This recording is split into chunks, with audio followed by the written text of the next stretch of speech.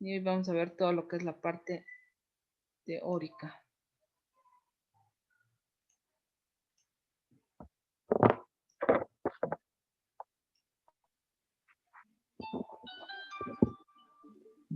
Denme 5 minutos, por favor.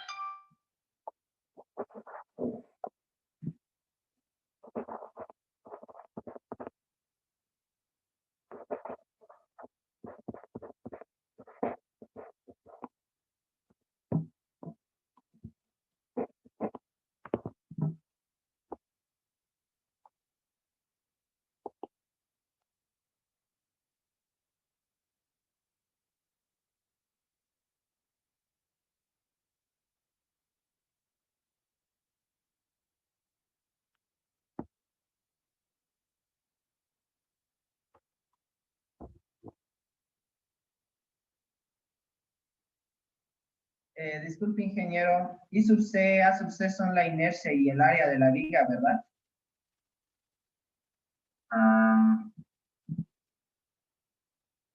I sub C. Sí, sí, son el área y la inercia de la viga. Ya, eso se los he puesto para que yo no tenga que calcular.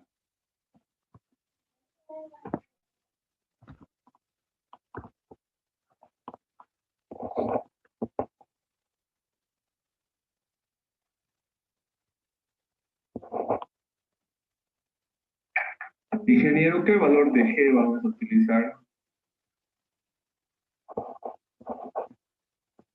Ya, chicos, perdón, ahora sí. Es que me estoy buscando una... Bien. ¿En qué parte está el valor de G? ¿Perdón? A ver, un momentito.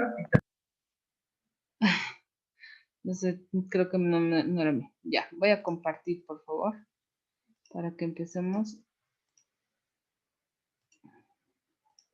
Ya, entonces el último tema que nos falta por ver es el tema de escorrentía y medición. Pues se refiere en realidad a la escorrentía, es la cantidad de agua que escurre a través de la cuenca, ¿no ve? Y en realidad podemos expresarla también como caudal.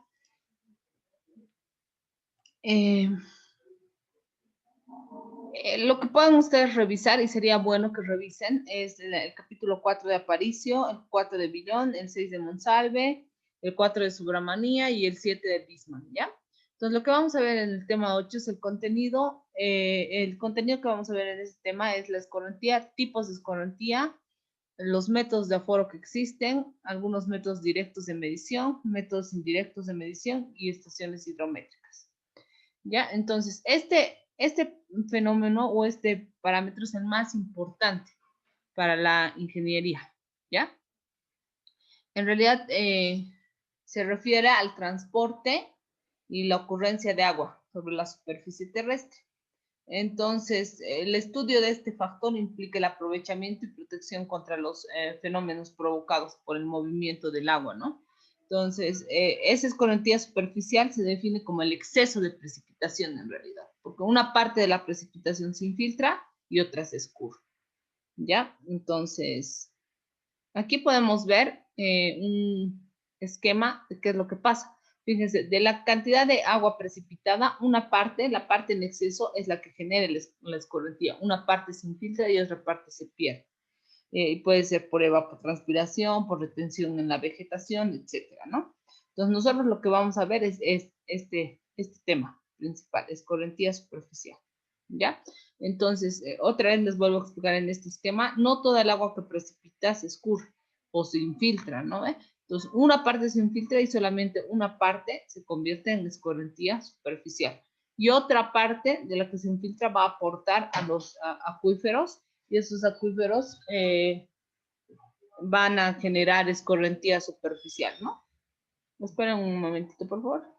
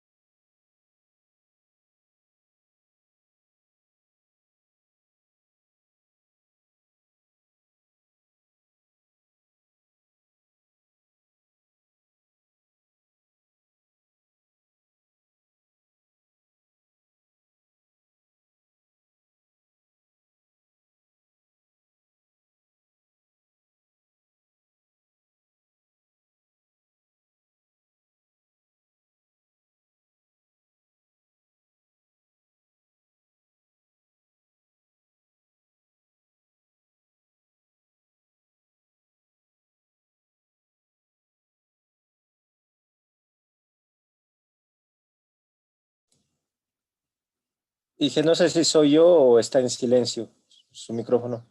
Estoy en silencio, 5 minutitos. Me están llamando de dirección de carrera, por favor, un momentito.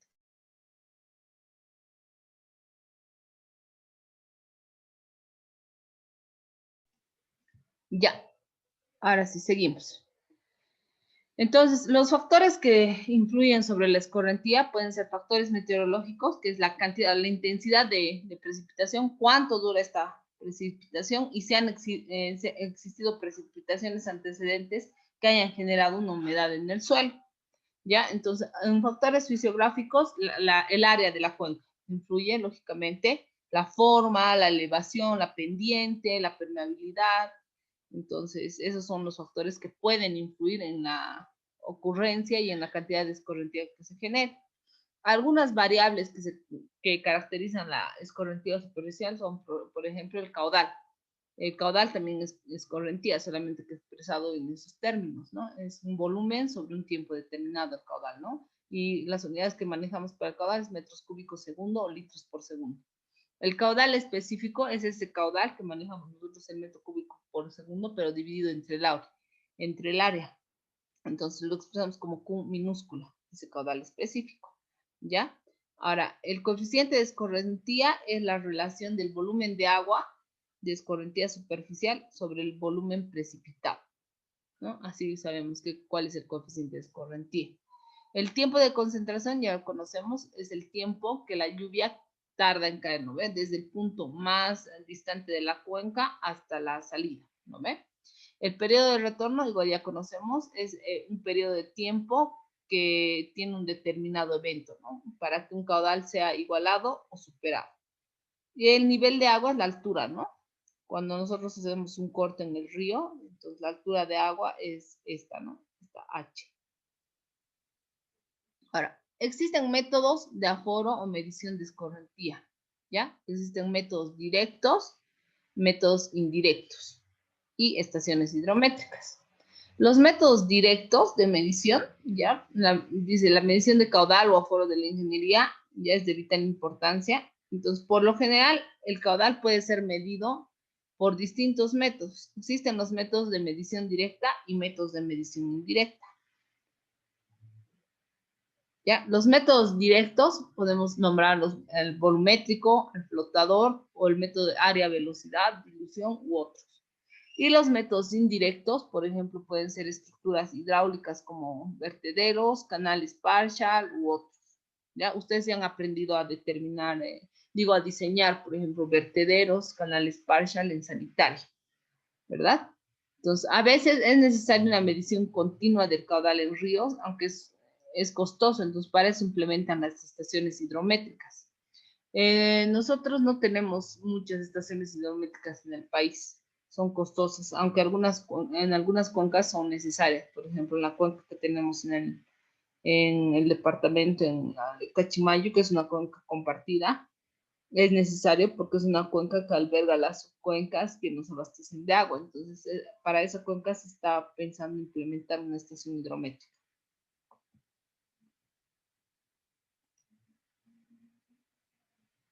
El método, las mediciones directas del caudal, como les había dicho, que se pueden hacer por el método volumétrico, área, velocidad, el método del flotador, de dilución o trazadores y métodos magnéticos o ultrasónicos, en realidad nos permiten medir esta variación, ¿no? Del caudal de la precipitación generada por lo que es la precipitación directa. Eso genera una escorrentía superficial. Fíjense, aquí estamos viendo un hidrograma de tormenta, ¿no? Tenemos el flujo base, ¿ya? Y tenemos también lo que es la escorrentía subsuperficial.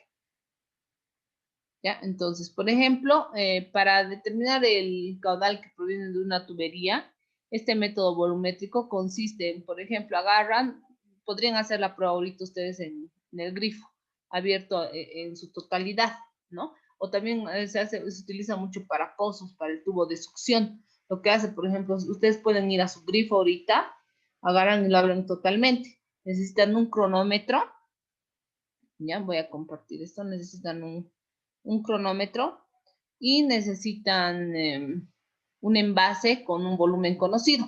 Por ejemplo, puede ser una jarra de 4 litros, ¿no? Y ahí tienen la marca de la jarra de 4 litros.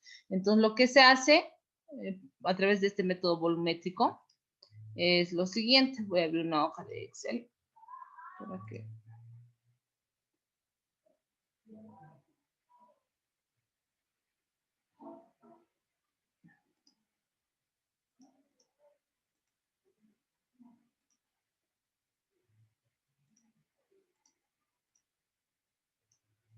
Lo que tienen que hacer ustedes para tener resultados a través de este método volumétrico es fijar o un tiempo o un volumen conocido, ¿no?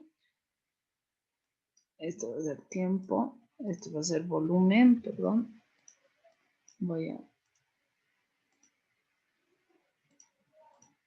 Esto va a ser el caudal. Por ejemplo, si tienen la jarra con el volumen conocido, la marquita, entonces lo que pueden fijar ustedes es el volumen. 4 litros, por ejemplo.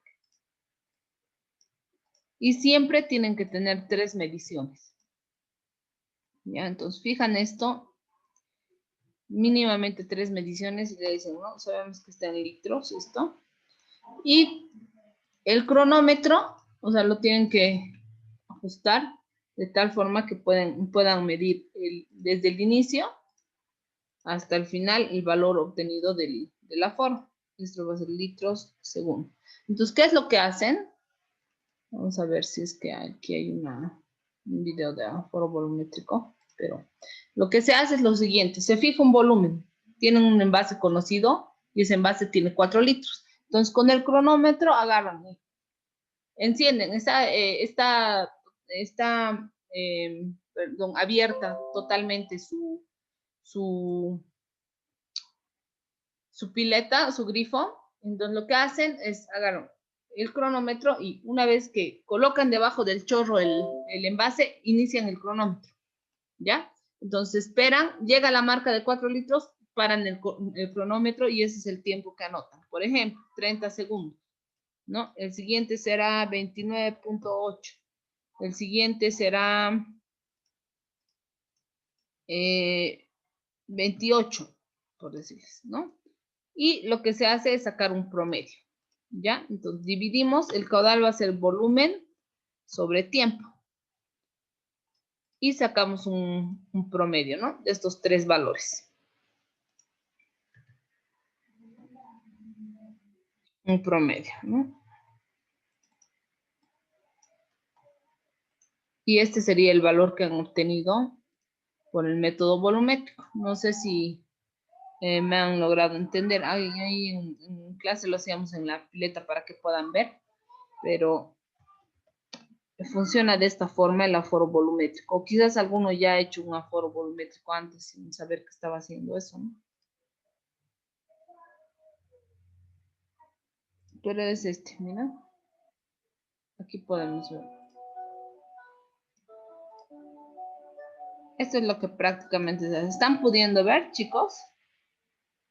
¿El video? Sí, se nota. Por ejemplo, en una vertiente pueden utilizar eso también, pero tienen que agarrar todito el chorro, ¿no? O sea, agarran todito el chorro, ven un sector donde se agarra todito el chorro. Por ejemplo, aquí seguramente están formando un sector para que puedan aforar, pero...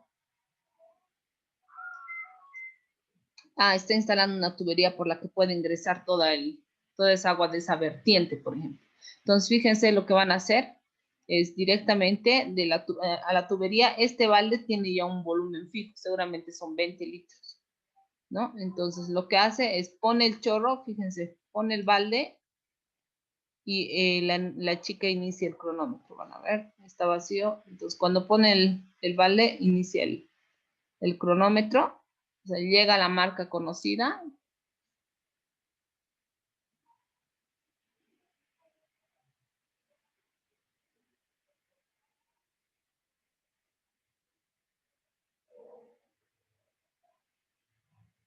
Y va a parar el cronómetro. Esto es lo que se hace. Por ejemplo, esto es lo que pueden hacer en una vertiente. ¿Han visto lo que han hecho? Han encauzado todo el flujo de la vertiente a través de una tubería. Va a llegar a la marca y va a parar el cronómetro. Y eso lo repiten 3 veces.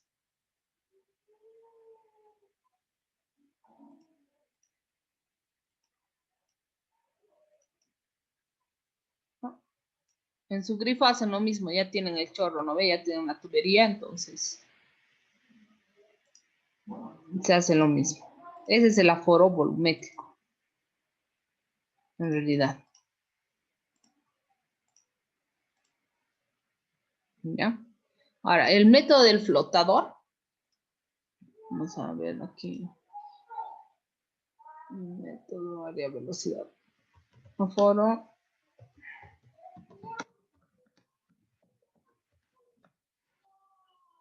Tengo un video del área de velocidad, cierto.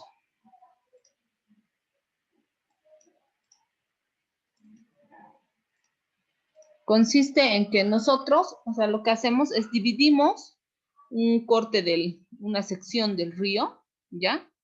Escogemos, digamos, por ejemplo, aquí a 2 metros. Entonces, escogemos esta sección, para eso mínimamente necesitamos 2 personas, una persona que vaya a medir o por lo menos marcar este sector si uno lo va a hacer solo.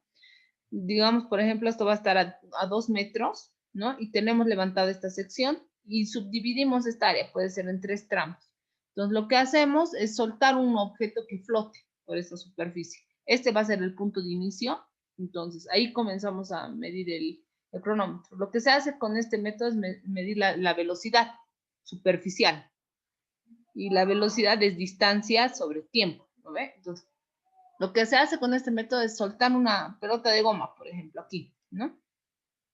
Tenemos una pelota de goma o un objeto que flote, que tiene que cumplir con ciertas características en este punto. Y soltamos la pelota de goma, empezamos a cronometrar el tiempo y ya tenemos conocida esta distancia, son 2 metros. Y una vez que llegue a este punto, anotamos ese valor. Y tenemos que sacar esta sección, levantando, ¿no? Esta área. En este otro punto, hacemos lo mismo. Soltamos aquí la pelota. Este río puede ser, por ejemplo, de 3 metros, entonces cada metro hacemos lo mismo. Y medimos aquí en cuánto tiempo llega la pelota. Lo mismo aquí, ¿no? Lo mismo aquí. Entonces, fíjense, tenemos 3 medidas, pero de la medida superficial. Y ustedes saben que en realidad la variante del flujo en el río no es igual, ¿no es cierto? Entonces, a medida que va habiendo mayor profundidad y mayor rugosidad, la velocidad es menor. Y en la superficie, como no hay obstáculos, no hay rugosidad, es mayor. Entonces, hay un cambio, ¿no? En la velocidad. Entonces, por ejemplo, aquí, vamos a ver qué tal está. Cálculo de caudales necesitamos un aparato que se llama molinete o correntómetro. Aquí como he hecho el flotador.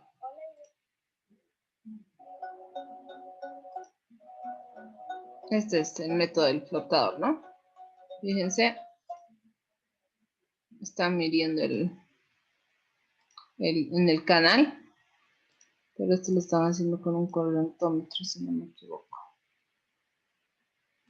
Aquí está.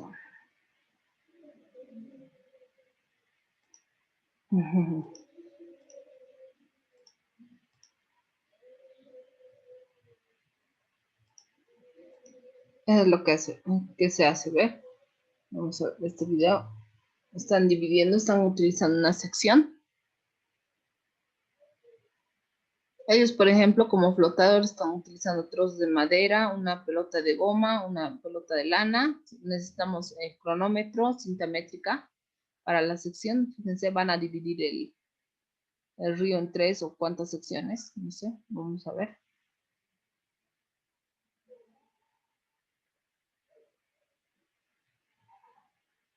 Nosotros, por ejemplo, llevamos lancetas o puntales para dividiendo la sección, ¿no?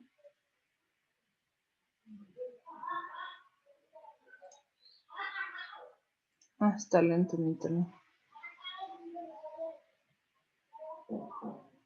Y también van a medir la distancia desde la cual van a medir el tiempo de que va a flotar, ¿no?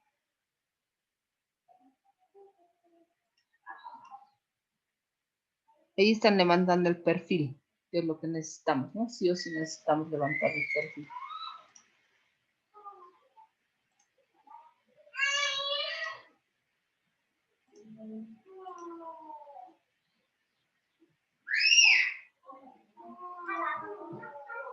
Está re lento.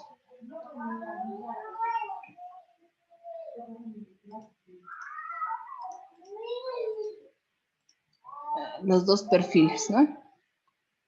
Este no se ve muy bien. Les voy a seguir explicando mejor aquí.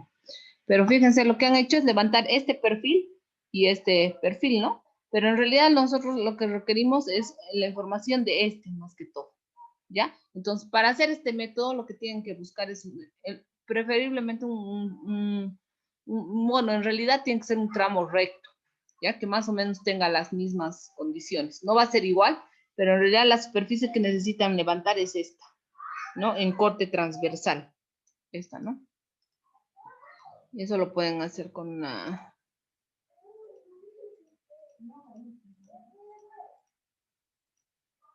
esta superficie, ¿no? Es la que necesitan levantar, ¿ya? Entonces, cuando levantan esa superficie, fíjense en estas subdivisiones que tienen, en estas 3 subdivisiones que tienen, entonces ya tendrían un área 1, área 2, área 3. Voy a conectar la pizarra para que podamos entender de mejor forma.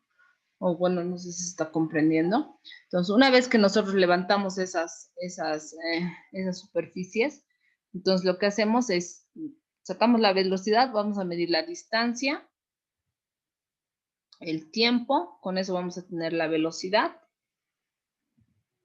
Y con el área vamos a tener el caudal.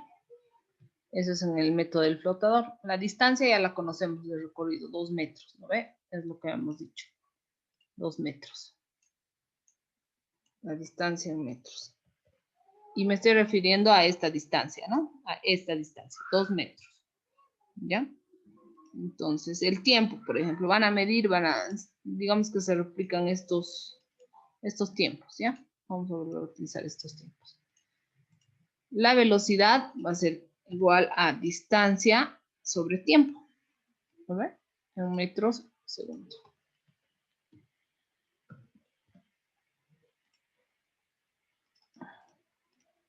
El área va a estar en metros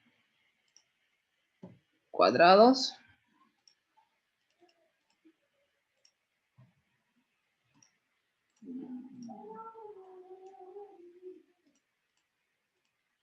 ¿Ya? Entonces, ustedes en realidad para estas tres secciones van a sacar. Sección 1, sección 2, eso es lo que es diferente, sección 3, ¿ya? Entonces tienen sección 1, que va a ser esta.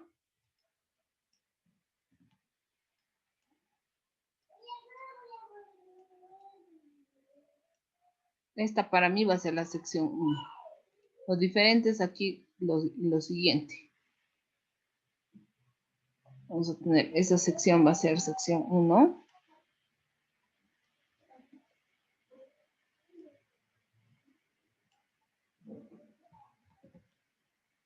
Esta va a ser una segunda sección.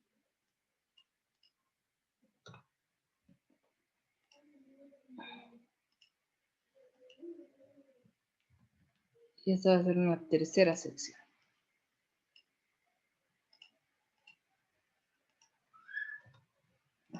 ¿Ya?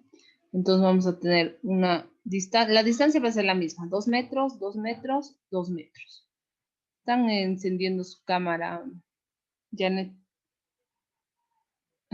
por accidente quizás. ¿Ya? Entonces, sacamos esta sección, esta área. Por decirles, esta área va a ser 0.50, no sé. Vamos a mostrarles. Esta sección nada más, ¿no? Creo que sí está dividida hasta aquí, ¿no? Esta sección. Ya. Luego, no le dibujo también esta otra sección, ¿no?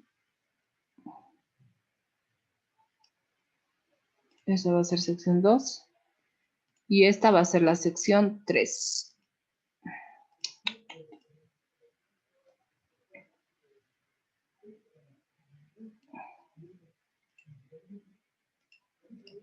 ¿Ya? Entonces, digamos que hemos levantado todo eso y hemos levantado nuestras secciones. La sección aquí va a ser 0.5, por decirles metros cuadrados, 0.7 y el otro va a ser 0.8, por decirles. ¿Ya? El caudal va a ser igual a velocidad por área. Entonces, esto por esto. Recuérdense que, recuerden, perdón, estoy hablando mal. Recuerden que son 3 secciones. Sección, vamos a cambiar. En este método son 3 secciones. Van a ver cómo varía.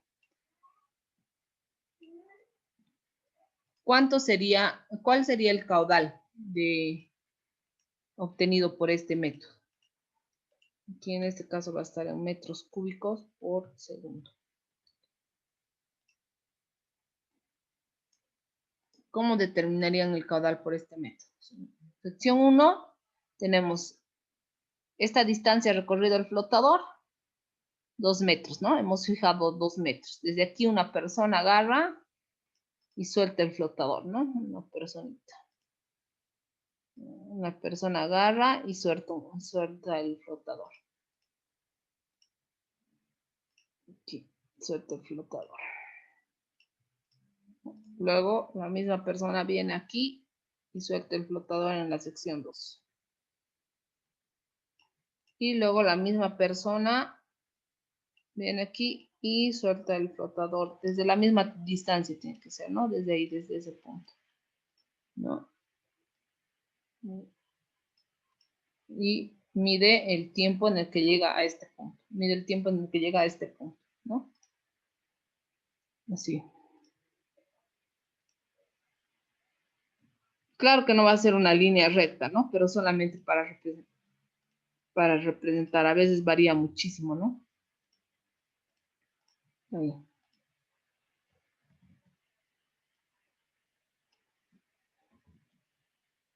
En esas 3 secciones, ¿no?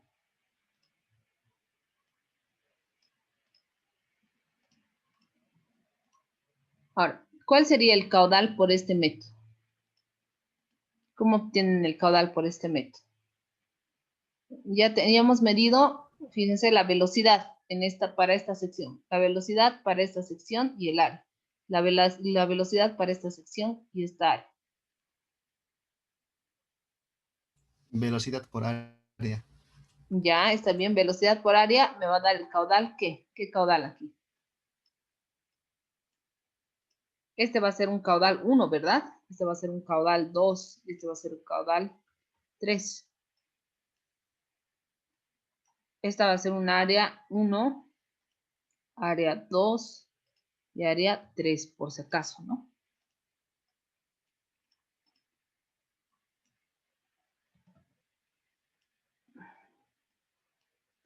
¿Cuál sería el caudal en toda la sección? En toda esta sección, Hacer ¿no? la sumatoria. Sería no el promedio.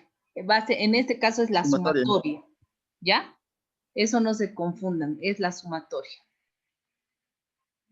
El caudal total en este tramo del río, en el río, por este método va a ser la sumatoria de esos 3. Caudal 1, caudal 2, caudal 3. El caudal total es la sumatoria. ¿Ya? Eso no se olvida. Es la sumatoria de estos 3 caudales. ¿Ya? El caudal total. Una consulta, Sí. Inge. Dime.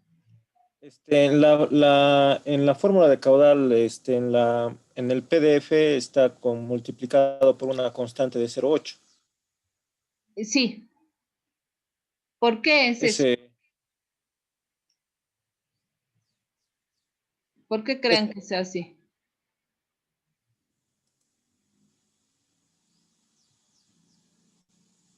¿Por qué tendríamos que afectar este caudal por 0,8?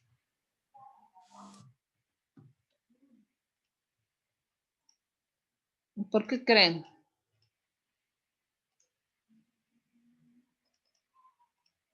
Porque aquí en la superficie, por eso como les digo, no hay obstrucciones. Cuando nosotros hacemos en corte, La variación de velocidades que han visto en hidráulica. ¿Cómo es de un cauce? Ay, estoy dibujando re mal. ¿Cómo es la variación de velocidad? ¿Se acuerdan? ¿Cómo va a ir variando la velocidad en este cauce? Haciendo un corte así. Aquí. Tengo esto. ¿Se acuerdan? Es así, ¿no ve? La velocidad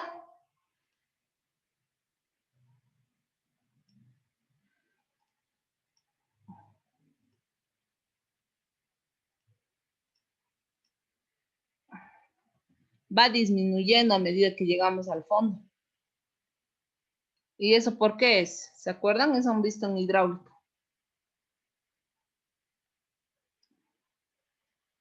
¿No es por la turbulencia? Más que por la turbulencia, ¿por qué creen que sea esta variación? ¿Han visto, no ven, en hidráulica? Por la rugosidad. Exacto. Aquí, este es el fondo del río, ¿no? Aquí estamos en el fondo, ¿no? La superficie, con la tierra, las rocas y demás, ¿no? Entonces aquí la velocidad va a ser mucho menor, ¿no ve? Y aquí, justo en la superficie, como no hay un obstáculo, no hay rugosidad, entonces es mayor. Entonces, ¿qué velocidad tomaban ustedes como una más real de todo este corte de esta sección? ¿A 0, 60 o a 0, 80, ¿no ve? Dependía de las características del río. Entonces, ese factor por el que afectan este caudal total, como les está mostrando en el PDF, dice que es una suposición en realidad, ¿no? Lo mejor sería ir ensayando con varias velocidades, pero en el método te dice que agarres, apliques, o bueno, multipliques por ese factor de 0,80 el valor del caudal, porque la velocidad media del cauce es muy próxima al 80% de la velocidad superficial en la parte central, ¿ya? Entonces, por eso es que afecta por 0,80, para tener un valor más real. Porque en el método, cuando el flotador va a flotar, por más que se hunda a la mitad en el curso superficial, fíjense, está ahí, ¿no? A la mitad del cuerpo del flotador. En lo posible se tiene que encontrar un flotador que esté ahí por encima. Alguien está hablando en el chat. El 80%, sí. Pero, miren, fíjense, si nosotros tomamos la velocidad que hemos medido en esta parte, sería mayor, ¿no? No sería como una velocidad media en todo este perfil de velocidades, digamos, que está pasando en el río. Lo que realmente pasa o lo real sería tomar a 0,60, ¿no? Que eso ya podemos hacerlo con el método del molinete, digamos. Podemos ir regulando el molinete que lo vamos a ver ahorita, ¿no? Entonces, en el flotador lo que hacen, afectan directamente por 0,80 el caudal que obtenemos, teniendo en cuenta este perfil de velocidades, que hay esta variación. Entonces, por eso es que están afectando por 0,80. Porque si no podríamos tener un caudal mayorado, ¿me entienden? O sea, porque la velocidad va a ser mayor siempre en la superficie y menor en el fondo del río. Entonces, lo que está haciendo es como sacar un valor medio de la velocidad. Eso es lo que haces con el método del flotador. ¿Alguna consulta más? ¿Te ha quedado claro por qué el 0,80? Es por esto. Esto estoy sacando en corte, ¿no ve? Así. Esta parte de aquí del frente es esta, ¿no? Esta. ¿Te ha quedado claro esa parte? ¿O no mucho?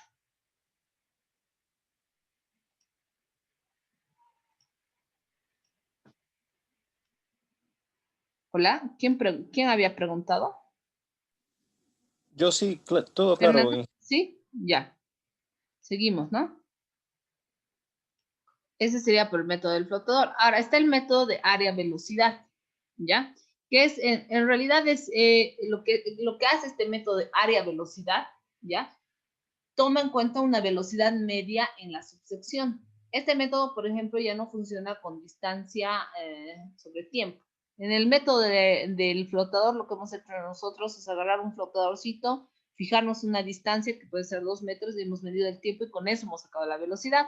En el método de área-velocidad, en realidad utilizamos un equipo que se llama molinete.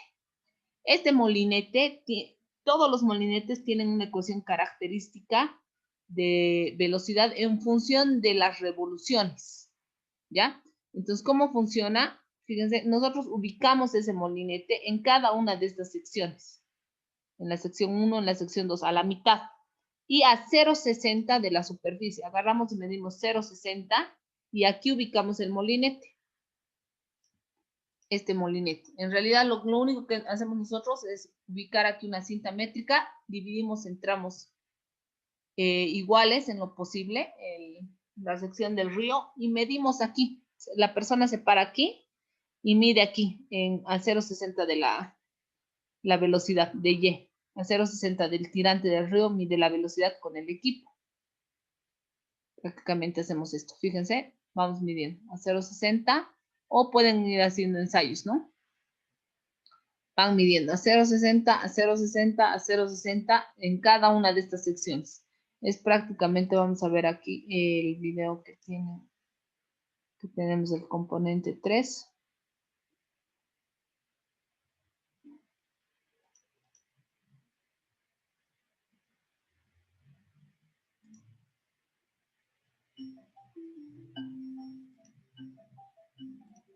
Flexómetro, cronómetro. ¿Están pudiendo ver, no? El video, Hola a todos. chicos. Como explicamos en la parte 1 del video de pruebas de interacción, Sí, Inge. aforo por molinete Sí. entre los métodos nos permite evaluar la interacción entre Sí, dime. subterránea y agua. Dime. Que sí vemos, le dije Inge. Que sí vemos, le dije Inge. Ah, ya, que sí. Ah, ya, perdón. El molinete de aforo mide la velocidad de la corriente en varias secciones de un río. Y una vez hallada la velocidad, es posible identificar el caudal. El caudal es una de las variables más importantes para evaluar la disponibilidad del recurso hídrico.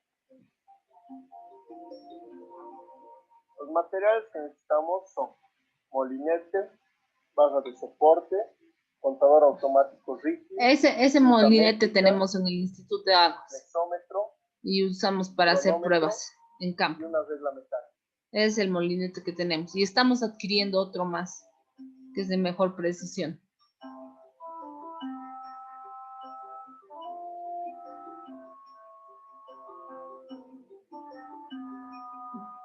El ancho del río se divide en secciones, fíjense, y vamos ubicando, como muestra el molinete, El aforo por en molinete cada una de las tiene dos secciones. partes principales: la selección de secciones transversales y la aforación. El primer paso es seleccionar la sección transversal de un río o quebrada. Este paso es crucial para obtener resultados precisos. La sección transversal en lo posible debe cumplir con las siguientes condiciones: que la sección esté localizada en un tramo recto del río o quebrada, que el fondo del cauce sea relativamente uniforme y libre de rocas, plantas acuáticas, troncos u otras obstrucciones que afecten la distribución horizontal de la velocidad, que el flujo sea relativamente uniforme, que las velocidades excedan los 0.15 metros por segundo y las profundidades excedan los 15 centímetros. Una vez seleccionada la sección transversal, podemos considerar la aforación. El primer paso para esto es determinar el ancho de la sección. Para esto utilizamos una línea o cinta. La cinta se fija en una ribera del cauce y luego extendemos la línea hasta la sección. Normalmente el ancho de las secciones no es uniforme. Si la velocidad varía a través de la sección, en las áreas de mayor velocidad la distancia entre sus secciones será menor. No olvides tomar nota de cada estación que se visita resumiendo las características de los aforos. La planilla debe incluir el nombre y la localización del punto en el río, quebrada o canal, la fecha del aforo y nombre del aforador, la hora en que se comenzó el aforo y la ribera en que se comenzó, las características de la sección transversal, el fondo. El próximo paso consiste en preparar el equipo para aforar. Lo primero que hacemos es instalar el molinete en la barra de sujeción. Luego preparamos el cronómetro asegurándonos de que responda a los controles de comienzo, cese y devolución. Luego colocamos el aforador de molinete a la mitad de cada subsección. Ven, aquí hay las subsecciones las han dividido Podemos con medir cinta las aislante, dimensiones fíjense, visualmente han o marcado gráficamente. con Visualmente, colorcitos si el agua es azules. transparente, pero en este caso, como el agua es turbia, lo haremos eléctricamente con un contador automático. El contador Y cuenta el así número de concluimos revoluciones. con las pruebas de interacción agua superficial y agua subterránea. Y ese número de revoluciones se introduce acá, cantidad de revoluciones. Cada uno de estos molinetes tiene su ecuación característica de calibración o de ajuste. Entonces, con este número de revoluciones sacamos la velocidad. Ya, por lo que hace el molinete es, en función del número de revoluciones, saca la velocidad. Ahora, hay otros equipos que ya directamente nos dictan la velocidad. Esos equipos estamos adquiriendo. ¿Ya? Entonces, lo único que hacemos en este caso es agarrar, medimos la velocidad en cada una de las secciones y como en el caso anterior, como ya tenemos esta velocidad, es simplemente sumar, ¿no ve? Las secciones. Y ya no se afecta por este factor porque ya estamos tomando en cuenta la ubicación del molinete, ¿se dan cuenta? En este caso ya no afectamos por ningún factor, es directamente la suma de todos los del caudal determinado con la velocidad de cada uno, porque ya estamos ubicando, como han visto en el video, Una vez que el flujo ya hondo del ubicamos a cauce 0,60 del tirante, digamos. Ya sacamos una velocidad media de esa sección transversal. Eso les ha quedado claro, ¿no ven? Este método de área-velocidad. ¿En qué se diferencia con el método del flotador? Que aquí ya directamente tenemos con un equipo la velocidad y ya al tirante correspondiente, ¿no? Como estamos mostrando aquí. ¿Se entiende esa parte, chicos?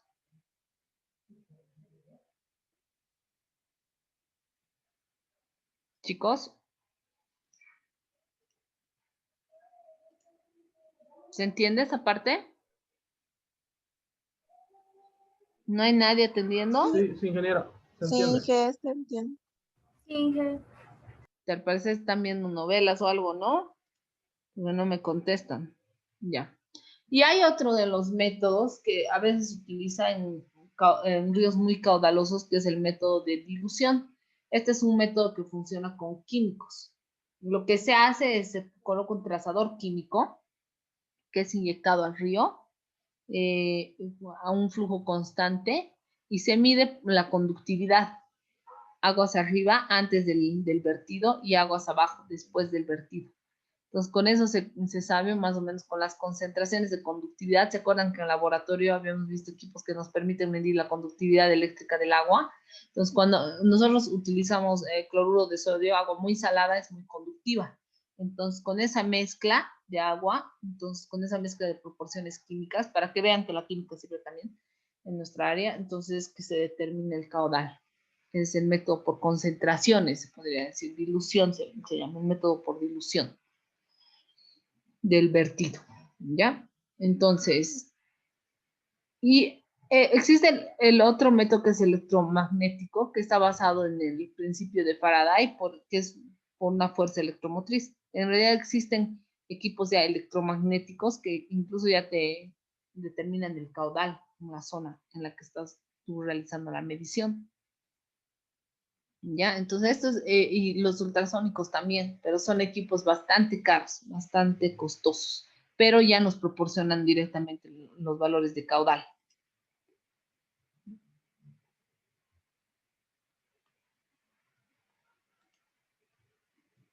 ¿Ya? Y existen también los métodos, esos son métodos directos o métodos de campo, se podría decir, métodos que se pueden realizar en campo. Y están los otros métodos que son los métodos indirectos, que es a través de estructuras hidráulicas, por ejemplo, a través de un vertedero. Ya tenemos nosotros las ecuaciones del vertedero en función del tipo de cresta y de la pared, ¿no ve? Por ejemplo, ya diseñamos nosotros nuestro vertedero y por ejemplo, con las mediciones en la sección rectangular del vertedero que hemos diseñado, entonces tenemos el caudal, ¿no? Vamos midiendo de esa forma. El caudal viene por fórmula, ¿no? El caudal va a ser igual a 1.838 de la longitud de la cresta, ¿no ven? Del vertedero, menos el 0.1 por la rugosidad por la altura, ¿no? Entonces, este es por ejemplo, un vertedero rectangular construido en campo, ¿no? Se puede hacer en la construcción, pero depende del tipo de sección también para utilizar estos métodos, ¿no?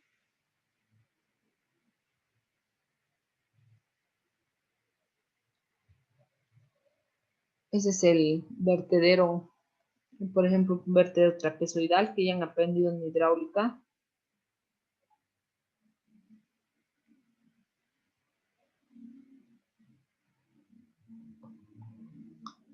Este es un vertedero triangular, igual con su respectiva ecuación. Todo eso ya lo han visto en hidráulica ustedes, ¿no? Y el canal partial, que lo han visto en sanitaria. En sanitaria han diseñado, ¿no? Este canal partial, ¿no? Que igual nos permite medir por alturas, ¿no? Está diseñado específicamente para medir por la variación en alturas, ¿no? Tenemos una regleta, con esas variaciones ya podemos ir midiendo el caudal, ¿no? En canales utilizamos Manning, ya conocen bien ustedes la ecuación de Manning. La clave son el coeficiente, ¿no? De Manning, eso, ahí está la clave, ¿no? Pero se puede hacer una, ¿cómo se dice? Se puede ir calibrando igual los equipos de medición, ¿no? En función de sus coeficientes. Y las estaciones hidrométricas, ¿no?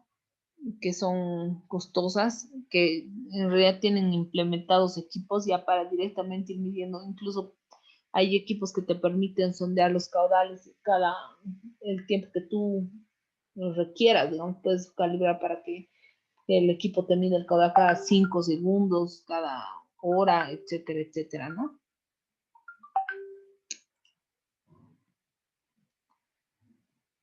No tenemos muchas realmente en el país, ¿no? Hay una gran variante de estas estaciones hidrométricas, ¿no? Y entonces con estas hidrométricas, ¿por qué es importante tener estas curvas hidrométricas?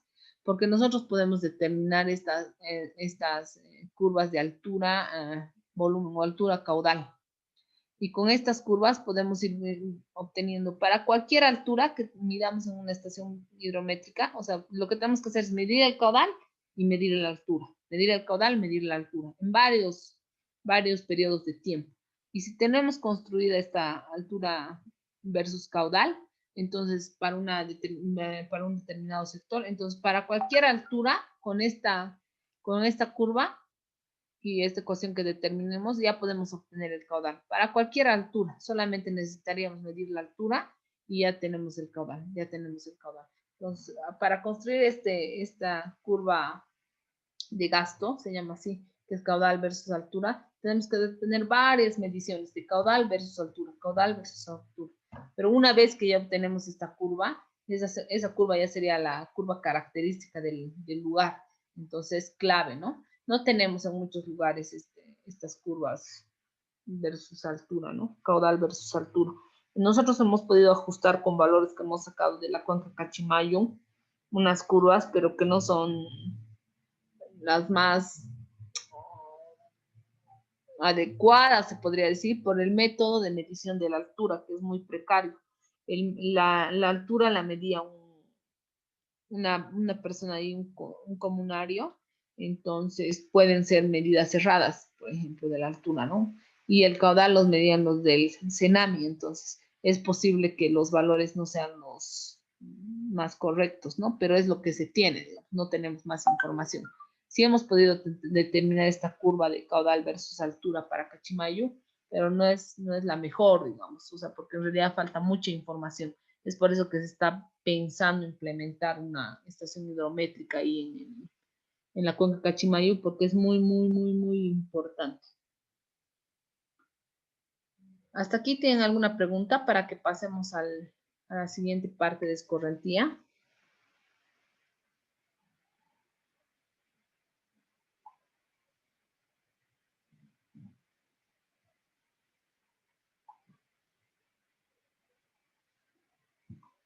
A ver, ¿alguien?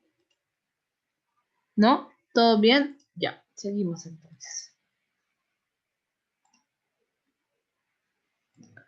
Ahora sí pasamos. De esto vamos a hacer los ejercicios igual en las 3 siguientes clases. Entonces pasamos a lo que nos interesa, que es la clave, relación, precipitación, escorrentía. Esta es la clave en hidrología, ¿no? Entonces esta es la lectura recomendada. Entonces, ¿de qué forma nosotros relacionamos la precipitación escorrentía? Luego vamos a ver qué es la precipitación neta, vamos a ver qué es el tiempo de concentración, vamos a hablar un poco de lo que es el método racional y el hidrograma, que es lo que nos interesa, ¿no?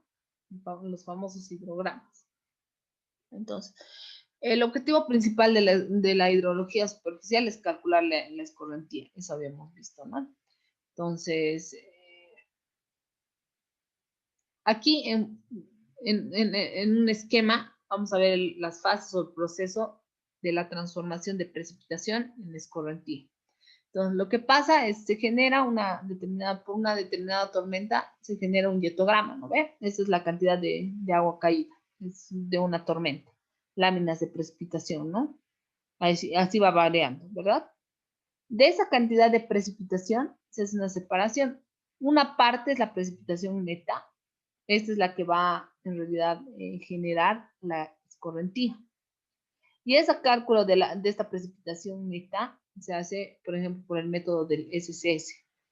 Todo lo que queda aquí son pérdidas o abstracciones, así se llama. Son las pérdidas, ¿no? Entonces separamos lo que es la precipitación neta y con esa precipitación neta nosotros recién generamos lo que es la escorrentía.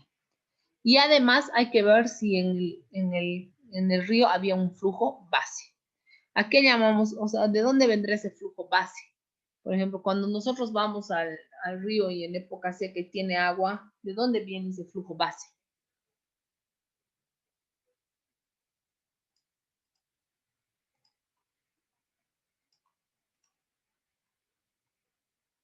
Carolina.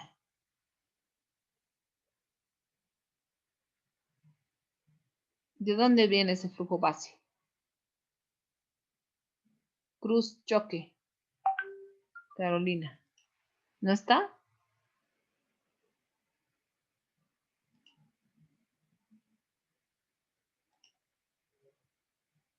A ver, le eliminamos entonces.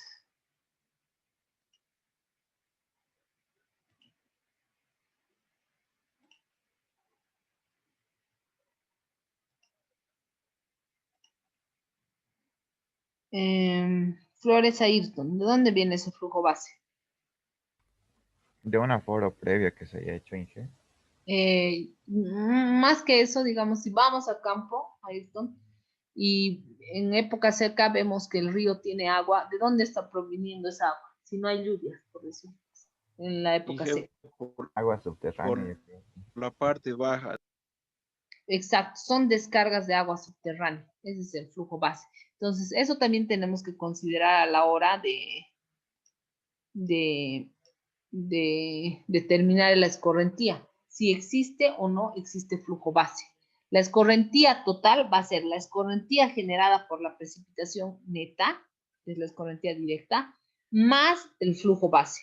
Esa es la escorrentía total, acuérdense, porque vamos a hacer ejercicios de esto. O sea, la escorrentía total va a ser la producida, la suma de la producida por la precipitación neta más el caudal base. ¿Ya? Y luego, más adelante, ustedes, los que se vayan por aguas, van a ver lo que es el tema de tránsito de caudal, ¿ya? El tránsito de caudal. Que se refiere más a la atenuación que sufre esta curva, ya sea puede existir, por ejemplo, una presa o aguas arriba, o el tramo puede ser muy largo del río y hay una atenuación, y esa atenuación se estudia y es muy importante para el tema de presas. Ahora, ¿cómo estimamos la precipitación neta? ¿Ya? Entonces, como hemos visto anteriormente, esa precipitación neta se estima por una separación de la precipitación total. Es decir, de la precipitación total tenemos que sacar las pérdidas o abstracciones. ¿Ya? Entonces, esas abstracciones es agua que puede haber quedado retenida en la vegetación, retenida en las depresiones superficiales o que se haya infiltrado en el suelo. Ahora, para calcular esa precipitación neta, podemos utilizar varios métodos, medidas, ecuaciones. El método más utilizado es el método del SCS, por ser un método sencillo. Entonces, este método de SCS funciona con tablas, ¿ya? Y ecuaciones que son muy sencillas para separar lo que es de la precipitación total a la precipitación neta. Ahora, ¿qué considera para determinar esta precipitación neta, el tipo de suelo, ¿ya? El uso de la tierra, la pendiente y la humedad previa, ¿ya? Esos 4 factores toma en cuenta para determinar la precipitación neta, este método. Entonces, por ejemplo, en el grupo hidrológico, que tenemos que escoger qué tipo de suelo, a qué grupo hidrológico pertenece el suelo. Tenemos 4 clases, A, B, C y D. Y fíjense qué nos permite caracterizar el grupo de suelo, la tasa de infiltración. Es por eso que es importante el tema de infiltración. O sea, de las pruebas obtenemos esa tasa de infiltración y con ese valor podemos ya previamente seleccionar, o también con el tipo de suelo, si son arenas profundas, arenas menos profundas, arenos y limos, arcillas expansivas y rocas, podemos ver qué clase o qué grupo hidrológico de suelo es. Con el uso y tratamiento de suelo, vemos si, por ejemplo, es rotación de cultivos, terrazas, vegetación, o son áreas urbanas. Y las condiciones hidrológicas se refieren a que si, por ejemplo, más del 75% del área está cubierta, la condición hidrológica es buena. Si la cobertura vegetal se encuentra entre un 50 y un 75%, la condición hidrológica es regular. Y si es menor al 50%, es pobre. Y las condiciones de humedad antecedentes se refieren a, por ejemplo, encontramos 3 tipos de condiciones. Una que es seca, si la lluvia caída o las condiciones de humedad nos dicen que la precipitación acumulada en 5 días previos es menor a 1.3 en época seca y en época de lluvias es de menor a 3.5. 2, la condición es 2, si en estación seca se encuentra la precipitación acumulada los 5 días anteriores de 1.3 a 2.5 milímetros en época seca y en época lluviosa de 3.5 a 5 milímetros. Y en época húmeda, más de 2.5 en época seca o más de 5 en época lluviosa. ¿Ya? Entonces, fíjense que necesitamos bastante información también para este método. Ahora, esos parámetros anteriores nos permiten determinar nosotros el número de curva. ¿Ya? Eso se llama el número de curva, el CN. Entonces, con ese CN, nosotros vamos a poder obtener las abstracciones.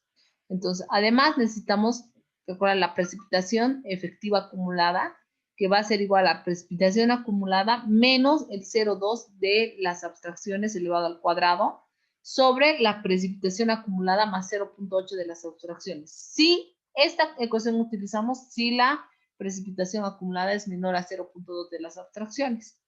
Y si la precipitación acumulada es 0, entonces va a ser a 0, es igual a 0, si la precipitación acumulada es menor o igual a 0.2 de las abstracciones. ¿Y de dónde salen estas abstracciones? De fórmulas planteadas en función del número de curva. Entonces, ¿qué es lo que tenemos que hacer primero? Es determinar el número de curva, calcular las abstracciones y de esa forma vamos a obtener la precipitación neta o efectiva. ¿Ya? Es precipitación neta o efectiva. Ya, eso se tienen que acordar. Entonces, fíjense, nosotros para el número de curva que obtenemos de tablas, estos también, acuérdense o recalquen en algún lugar, es el de condiciones normales tipo 2, es el CN2. El que obtenemos de tablas es el CN2.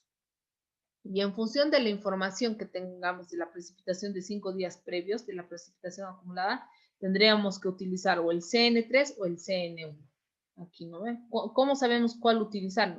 ¿Cuál de los CNs para calcular las pérdidas? Va a ser en función de la información que tengamos. Nos van a decir, los 5 días anteriores, la precipitación acumulada fue de más del 5% y estamos en época lluviosa. Entonces, ¿qué tienen que hacer? Utilizar el CN3.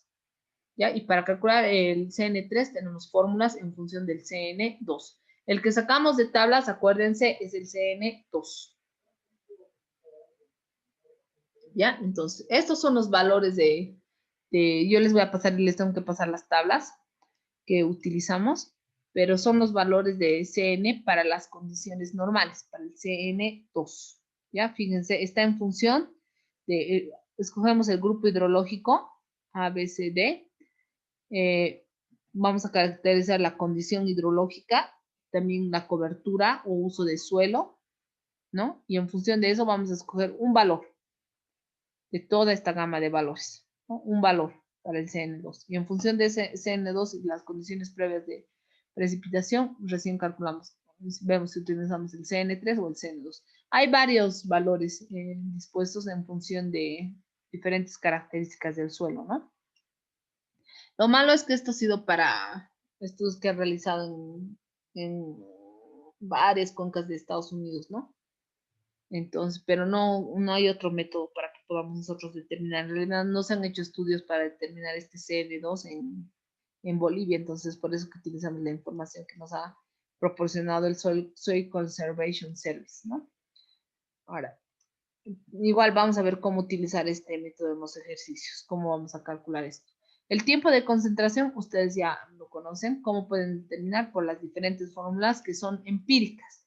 Y estas fórmulas empíricas te piden los datos en las unidades en las que se solicita que coloques la información, ¿no?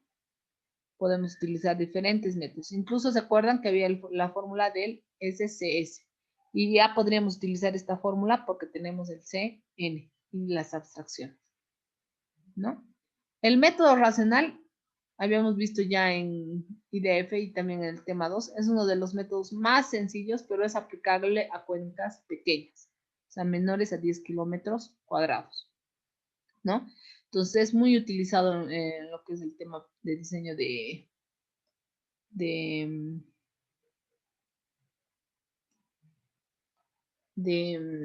alcantarillas, ¿no? Entonces prácticamente funciona así, ¿no? El método de escorrentía, digo, el método racional para calcular el caudal. Necesitamos ese coeficiente de escorrentía, la intensidad máxima y el caudal. La intensidad y el área, ¿no? Entonces con eso vamos a determinar el caudal, ¿no? Entonces, este método es muy limitado y solamente por eso aplica a cuencas pequeñas porque supone varios efectos. Por ejemplo, supone que la precipitación tiene una intensidad uniforme, ¿no? Sobre toda la cuenca, lo cual no es cierto, ¿no? Después, el coeficiente de escorrentía se obtiene a partir de las características del suelo, que también existen tablas, ¿no? También de las condiciones previas de humedad, del porcentaje de impermeabilidad de la cuenca, de los usos, de la duración de la intensidad de lluvia, ¿no? Aquí tenemos una tabla donde nos dice en función del tipo de superficie podemos ir escogiendo un coeficiente de escorrentía y podemos jugar, ¿no? Entre mínimo y máximo. Podemos ver cuánto hay de variación en el caudal que obtenemos. Esto es para el método racional, ¿no? Aquí también tenemos algunos datos para escoger por ejemplo, ese coeficiente en función del tipo de suelo y de la pendiente, por ejemplo, en función de la cobertura. La intensidad, ya saben de dónde la obtenemos, de las curvas de intensidad, duración, frecuencia, o de la ecuación que determinen ustedes para la zona. Eso es lo más complicado del método, que necesitan la información o la disponibilidad de curvas IDF. Y el área, ya saben, la pueden obtener por sistemas de información geográfica o un levantamiento, ¿no? En realidad más serían imágenes satelitales. Ahora, ¿qué es un hidrograma? Un hidrograma y cuáles son los componentes. Un hidrograma es la representación del caudal versus el tiempo. Aquí vamos a quedar, chicos, y luego vamos a avanzar en la siguiente clase todo lo demás y vamos a empezar a hacer los ejercicios. Entonces, quedaríamos aquí. ¿Y tienen alguna duda, alguna consulta al respecto hasta aquí?